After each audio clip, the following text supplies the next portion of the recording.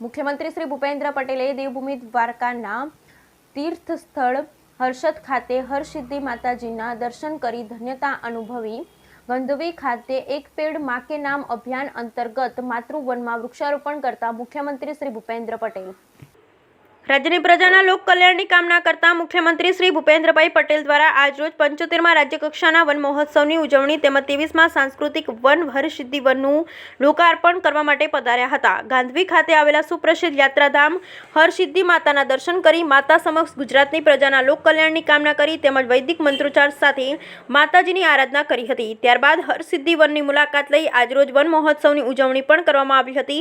આ તકે મુખ્યમંત્રી શ્રીનું વન અને પર્યાવરણ મંત્રી શ્રી મુળુભાઈ બેરા, પ્રભારી મંત્રી કુંવરજીભાઈ બાવળિયા, ધારાસભ્ય અર્જુનભાઈ મોઢવાડિયા, વન વિભાગના અગ્ર સચિવ શ્રી સંજીવ કુમાર, કલેક્ટર શ્રી જીટી પંડ્યા, જિલ્લા વિકાસ અધિકારી એસટી ધારાણી, અગ્રણી શ્રી મયુરભાઈ ગઢવી, રમેશભાઈ ઉડેદરા, જનરલ મેનેજર સહિતના મહાનુભાવોએ મુખ્યમંત્રી શ્રીને આવકાર્યા। બ્યુરો રિપોર્ટ લલિત સિંહ ગડિયા, દેવભૂમિ દ્વારકા।